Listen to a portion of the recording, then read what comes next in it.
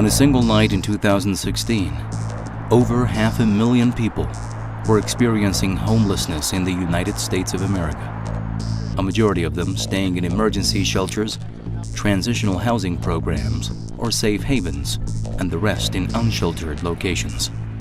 That, according to the recent 2016 Annual Homeless Assessment Report to Congress. Throughout the U.S., homelessness continues to be a national problem. The financial crisis of 2008 was a major contributing factor, as well as the lack of affordable housing, mental illness, alcoholism, poverty, and dysfunctional families. The National Alliance to End Homelessness estimates nearly 700,000 Americans experience homelessness on any given night in the country.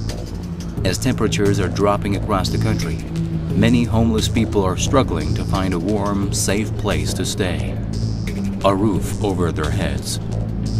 We didn't have anywhere to go. I mean, we ran out of money, and one day we just found ourselves sleeping in the train station. You really don't want to fall asleep there. So you have to keep your eyes open and, watch your surroundings, and it's just really hard. I don't really look people in the eye anymore. I look away because I'm just embarrassed. I feel hurt on the inside. I don't feel like a man on the inside because I can't provide for my family, can't provide for my kids. In the last week of January 2016, when cities around the country took a tally of their street populations, they counted a total of 549,928 people living in some form of homelessness.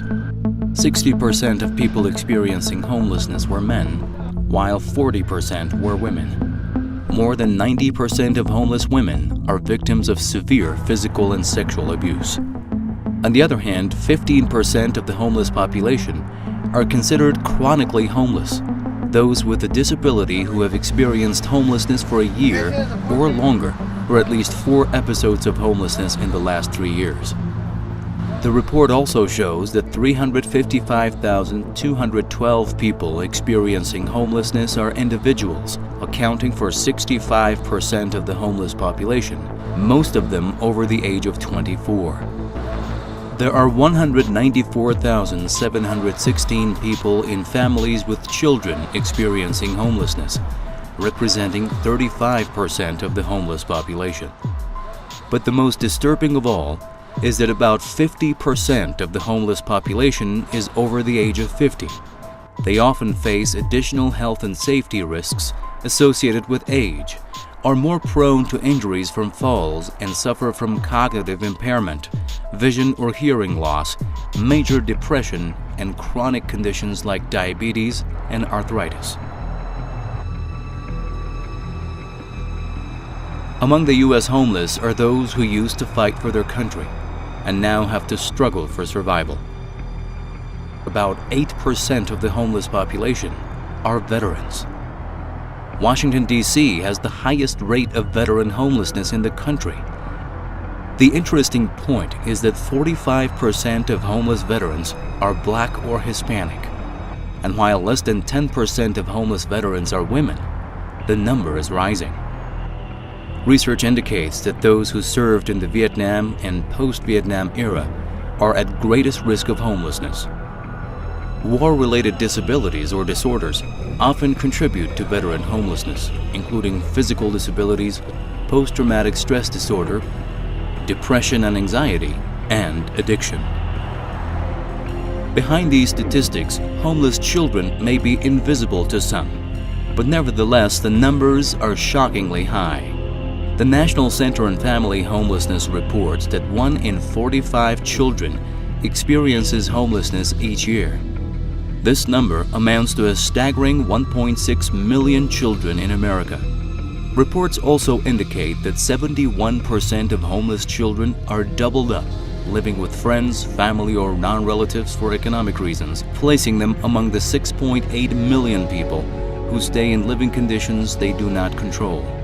Oftentimes it's a family lives with relatives, and then when that welcome wears out, they're living in a car, and then when the car breaks down, and we've lived this with a family this week, when their car breaks down, then they have nothing. Studies show that the chronic homeless adults of today were yesteryear's chronic homeless children and impoverished children.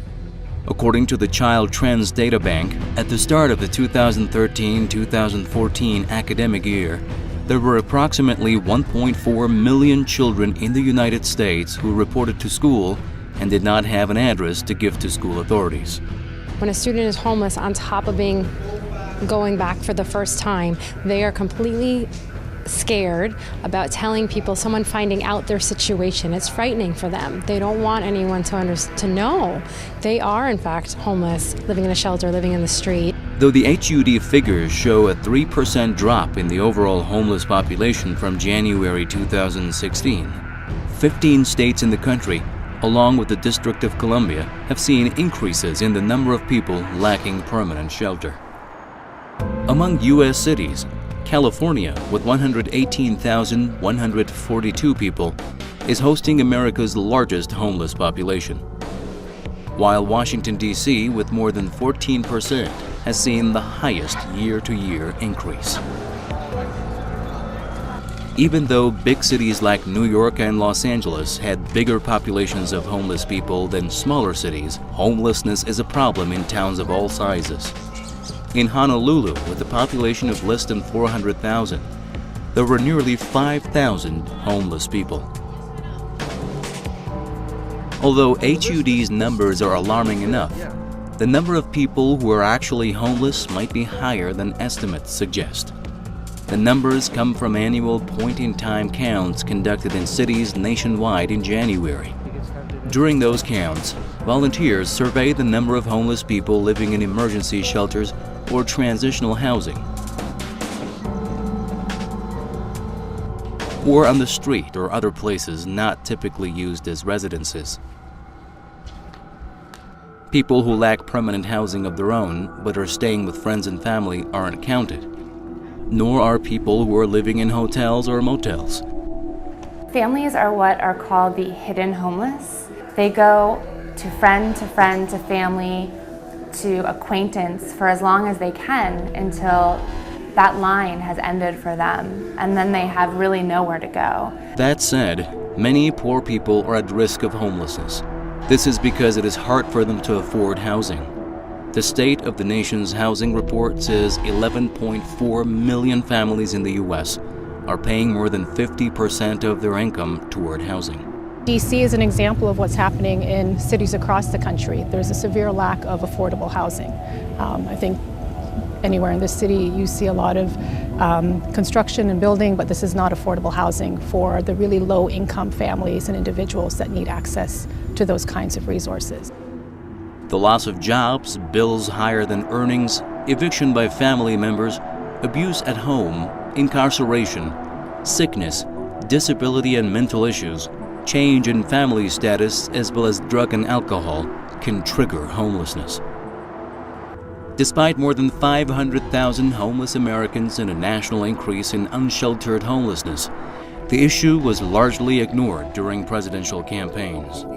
The presidential election was full of distractions: Hillary Clinton's emails, Donald Trump's locker room talk, the day-to-day polling data, etc. U.S. President-elect Donald Trump, who has built his brand on real estate, has not been quoted mentioning affordable housing so far, to show how he could be out of touch with the needs of the most vulnerable. Though the total homeless population has fallen 11% since 2010, there are still more than 500,000 people in the U.S. of no fixed address. More than 500,000 people in the U.S. will go to sleep tonight without a roof over their heads.